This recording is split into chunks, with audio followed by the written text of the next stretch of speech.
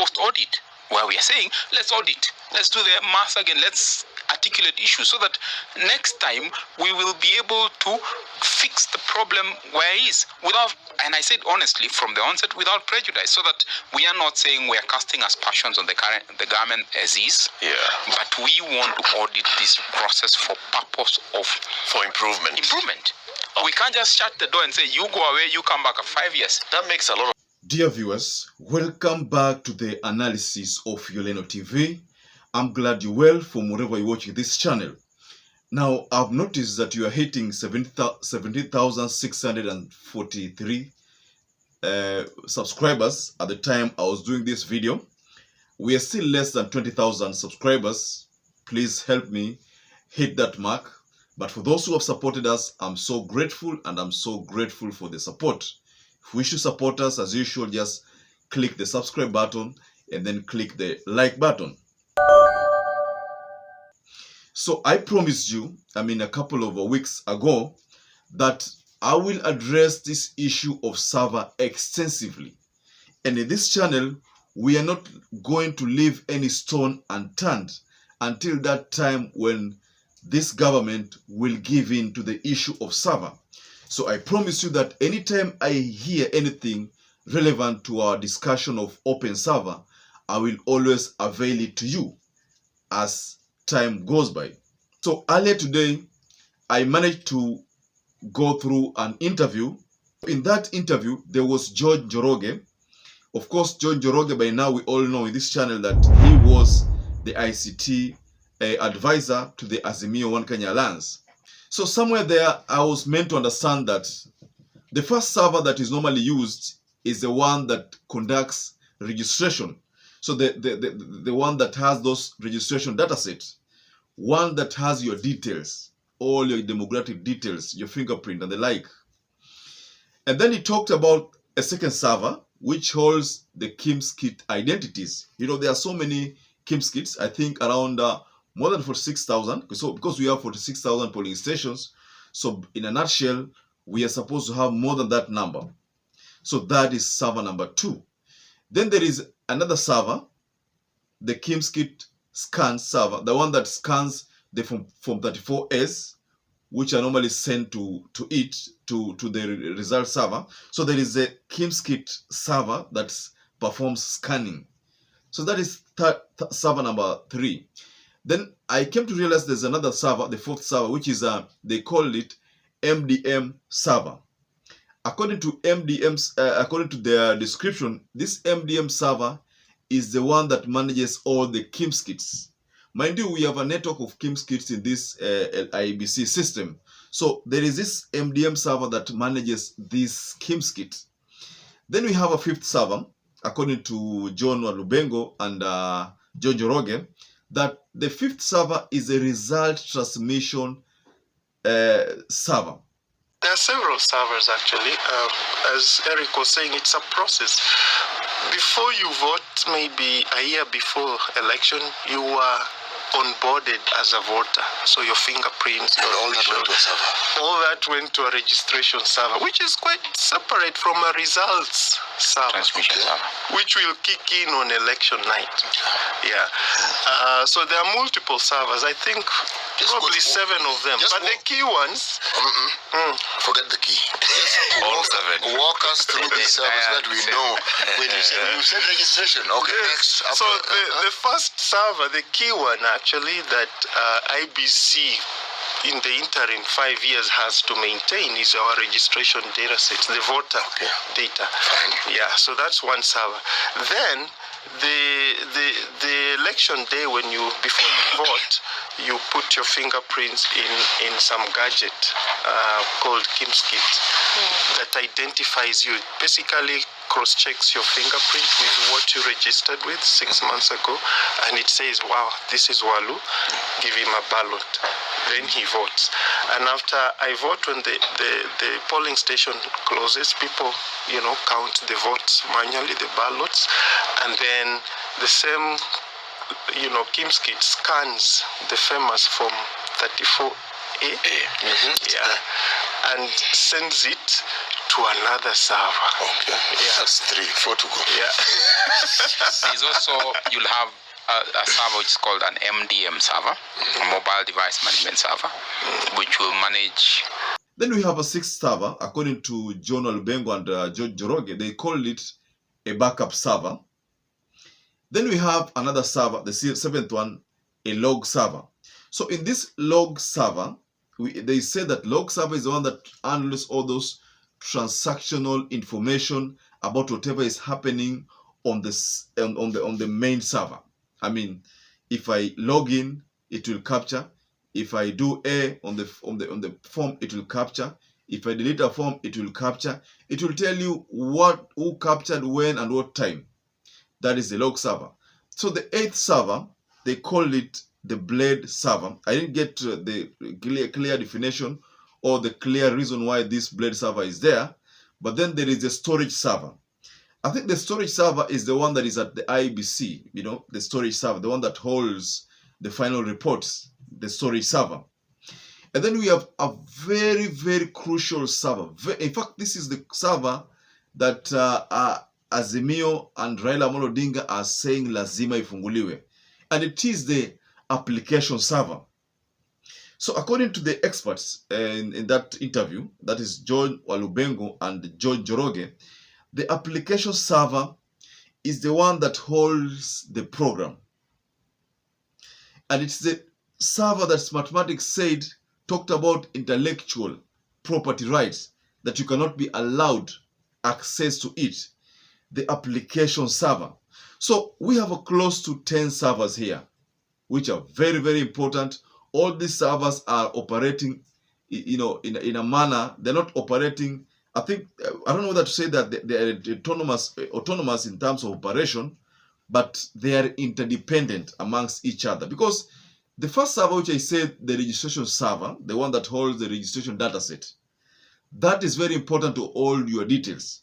So you cannot get to the application server if you don't have your details in the database. If you come and you're not registered in the IBC system and try to put your biometric or put your fingerprint on the biometric scanner, you will be rejected. That means there is registration server will not be having your details. So because that will not happen, there is no way the application server will be able to perform certain tasks. So these are close to, in fact, there are 10 servers which operate interdependently, despite the fact that they have autonomous operations, but they also depend on one another. So those are the servers which were exposed in that meeting. So in that interview again, there is something that we noticed from one of the experts, that is John Olubengo. John Olubengo said that it is still possible for the servers to be opened. But the bone of contention here is, how do we get these servers to be opened? It's not possible for one to just walk into IBC headquarters and say, I want you to be able to allow me, because I'm an expert, I want to be able to see how this server operates. It is not possible. But John Olubengo, who is one of those interviewees, said one of the ways to have these servers open, it is through petition, which is taken to the courts and which is what the courts agreed to previously. The second is through ombudsman. So on to this first option of Supreme Court, which according to Olubengo, the Supreme Court agreed, and then there was that audit which had started. But you see, according to that again interview, it is alleged that when George Joroge, of course, with the John Olubengo was not present in that assessment, but George Joroge says that they managed to have 100 screen grabs from different angles. These screen grabs were for those people who accessed the server. I mean the logs. We talked about these logs previously in our previous analysis. Ile inakuonyesha huyu aliingia, huyu akaingia, huyu akatoka, huyu alifanya hivi. So these all. So George Olubengo says that they captured 100 screen grabs. But the funny thing is that Supreme Court only used 10 copies. Out of the 100 copies, they only used 10 screen grabs. It is alleged that the registrar, the technical part, the Supreme Court ICT part team decided to do away with the 90 copies of screen grabs and only settle for the 10. So what John Njoroge says in this interview is that the 10 screen grabs did not give the Supreme Court the picture which would have convinced the judges that indeed there was interference with this server. There was an example which John Njoroge and John Olbengo used during that interview. They say that in Kikuyu, wakati baba mkwe amepeana mama msichana akaolewe kwa bwanake, it is not possible, or it is an offense kwa baba mkwe kumtembelea bibi yake alafu anataka alale hapo kwa kitanda ama kwa nyumba bibi yake. It's like is free. You see, because ulishapeana mtoto, you're supposed to give that freedom, mtoto akae kwa nyumba yake. That is an analogy that they used to explain that what CAMARGO did, the account by the username CAMARGO did during and after election, was akin to that baba mkwe ambaye anaenda kwa mtoto wake na analala. So CAMARGO ought to have given IBC an opportunity to use the system without him constantly logging into the system.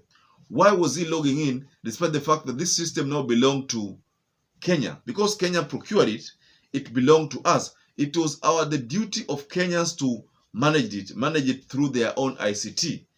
The only way that CAMARGO would be involved, maybe if there is some technical itch, but because CAMARGO kept on logging into the system and stayed in the system until the day when results were announced, that already gives us a different picture that something could have happened. There is something again that John Njoroge said in this interview, that 10,000 forms were uploaded at the same time, within nanosecond. It's not possible, ladies and gentlemen. Let's say, for example, and he used an example, say that, how is it possible that at saa 11 na dakika 10 na sekunde 5 11,000 forms zote zimeingia mara moja, pap? How is it possible? Allow me to share with you why this could be possible. It can only be possible if someone has logged into the system and generated a code that will perform batch upload erroneously or suspiciously. Batch upload suspiciously, not through the KIMS kit. Because, you see, I am supposed, if I'm in Kuturkana, another person is in Mombasa, another person is in Nairobi, another person in Bungoma, Kisumu, Webuye, whichever town, and we decide to upload, it is not possible for us to upload at the same minute and the same second. Not possible, despite the fact that there was a specific time where forms were supposed to be received. But it is not possible for 11,000 forms to be uploaded at the same minute and second. That is what John Njoroge said, that the Supreme Court failed to understand the implications of these illegal logging ins. Because the illegal logging ins only translated to someone trying to interfere with the server. So, dear viewers, that explains, in a nutshell, that explains that this audit of the server must be done. Because the Kenya Kwanza people now withdrew Aden Kainan's name from that list.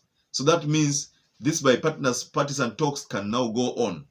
Mind you, the second part of these talks after high cost of living is IEBC server opening.